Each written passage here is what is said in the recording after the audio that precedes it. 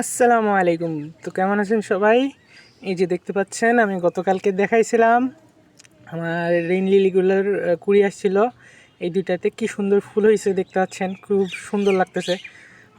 যদিও বিকালের জন্য একটু মানে ফোটা অনেকক্ষণ হয়ে যাওয়ার জন্য আবার কুলিগুলো বন্ধ হয়ে যাচ্ছে। এইখানে আছে অ্যান্ড এই যে পিঙ্কগুলোও হয়েছে অ্যান্ড বোথ আর কিউটস।